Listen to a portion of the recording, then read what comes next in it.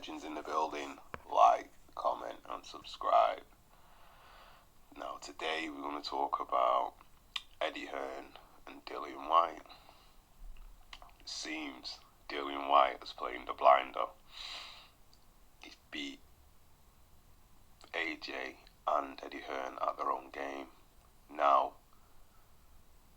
we've seen reports all over the place, especially from TalkSport, and Dillian Whyte's give loads of interviews, and he's basically giving his side of the story, and he's exposed how Eddie Hearn, with his shady tactics, tries to lowball you into accepting a low offer, and then when he gets an inkling that, you know, he knows he's not 100% on board with what he's actually doing, he just ghosts you and goes quiet.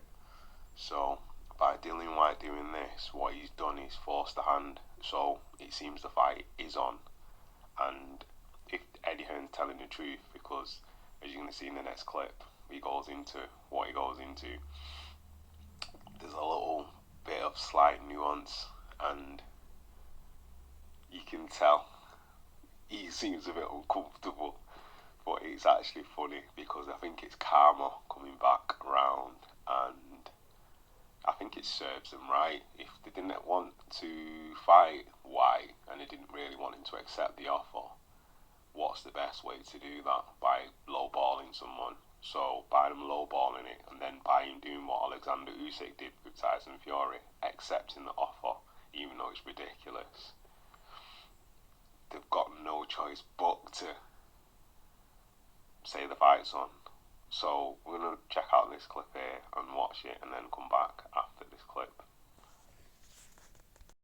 Flubs this time in the intro, but potentially a flub in negotiations with Dillian Whyte. What's the situation with that? He says he's happy to accept the offer now. Yeah, I mean, you know, when he said we never went back to them, we made them an offer, and they came back. I think the exact words were, "It's unacceptably low and nowhere near what they'd be looking for the fight." So we didn't really go back to them on that. I went back to AJ, told him, and they said, "Okay, let's look at someone else." I woke up this morning to a TalkSport interview where he said, "I accept the offer." So I went straight to his team and said, "Do you accept the offer?" And they said, "Yes." So I said, "Okay, we'll send a contract today." Obviously, we're 7 weeks away. We're on the verge of announcing the opponent that we were going to go with, but the contract won't be difficult. And if they're real and they want to move at pace, we can get that fight made. I've never really heard Whyte really frustrated with you before. Why do you think that is? I don't know. He's talking to everybody. So whether there just isn't the fights out there or the money out there that he wants, and but the reason that we never went back to him, this wasn't a negotiation. He says, "I know how Eddie Hearn negotiates. He starts low." No, this was the number to make the fight work. And I just said to him, "This is the offer." And when someone says it's unacceptably low and basically miles away from what they want, that's not them coming back and say, "Well, actually, we would like 25% more or 30% more." It's just like, okay, look, that's not. And I've dealt. Dillian talks about he's dealt with me. I've dealt with Dillian's team, and I love them, but wow. And when I saw that email, I just thought there is no chance of this fight happening. So we moved on. But if they're real, we can make it happen. Who's the front runner then, Dillian Whyte or the? Yeah, I'm not telling you again because we have 2 contracts out with other fighters at the moment to make on August the 12th, and I don't want to jeopardise those. So from that clip there, it seems that Dillian Whyte has checkmated Eddie Hearn. He's played him at his own game in the sense that he's called him out. So it seems Eddie Hearn has no choice but to accept it. But it's funny because you can tell by the little bit of nuance and a little bit of body language, something's not 100% right with what Hearn's saying. He sounds like he's telling the truth, but I think he's got that good at promoting and doing what he does. These nuances, he can exaggerate and embellish things just that little bit more than what they actually need to be, and sell you something in a way where he actually believes what he's saying, because it don't make sense. Why would Whyte do that if he didn't want the fight? Why would he go all over everywhere and then accept the fight after Hearn saying that he didn't want to accept it, it was too low? sense. And why would he go on every news outlet and go on TalkSport and expose everything? It doesn't make any sense. Someone's lying, and I don't think it's Dillian. He's not got form for that. He's pretty truthful in most things, what he says and how he deals with people.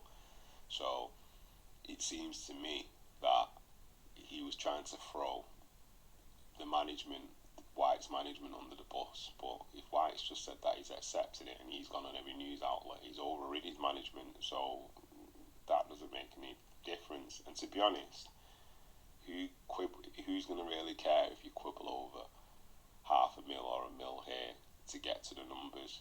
You know, because you said 20% or 25% more, so maybe yous were being tight. And we know Anthony Joshua can be notoriously tight-fisted when it comes to dealing with Dillian Whyte. I think it's not just the business side of things. I think it's a general dislike, and some people are like that, where if they're dealing with someone, they don't want to put money in their pocket if they don't like the person, because even though it's business, it is sort of personal, and in that sense, bad blood can mess with business. Some people don't know how to separate the two things, so in that respect, I think they did lowball him, and then they were probably surprised when he tried to get back to them, and then he asked them a few questions, and they thought, well, he's not interested in the fight. But then when he's done what they didn't expect and gone everywhere and said, yeah, you know, they've not got back to me, they've had no choice but to say, okay, the fight's on. Maybe it was too good to be true. Maybe it was just a backup plan, or maybe just lowball him and then we'll go with someone else because, you know, he'll just be a backup option, which is still pretty smart, but it's also shady. But it just goes to show how boxing's run and how the promoters do things and how the fighters do things when it comes to money.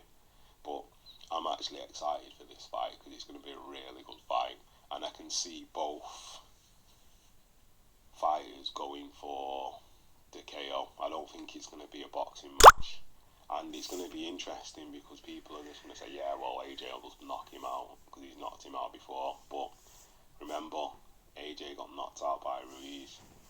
Well, he got knocked down by Ruiz and got knocked down considerably a lot of times. If Whyte follows the same blueprint and does the same things and can get up close to AJ and then bang him with a left hook and some body shots, we might have a different fight.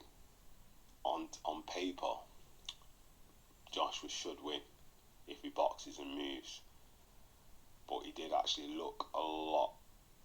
He looked good against Franklin, but you know, will he bring that same style with Joshua? I mean, with Whyte, and if he does go do that with Whyte, he's going to get hit with some punches. So is Whyte going to counter punch in this respect? Because he's not really a good front fighter. We know he's a better counter back foot fighter. So styles make fights, and it'll be interesting to see. So if Joshua's going to press forward, is Whyte going to counter on the back foot? And then if Whyte gets him hurt, is Whyte going to go for the finish and try and take him out? And if he does, he needs to employ a good inside game to go for the kill against Joshua. But on paper, Joshua should win because Whyte's been knocked out 3 times, but each person that's knocked him out has been of caliber. So ex-world champion Povetkin, current reigning champion Fury, and past and at the time future unified champion, 2-time unified champion Anthony Joshua. So we're gonna have a good matchup here.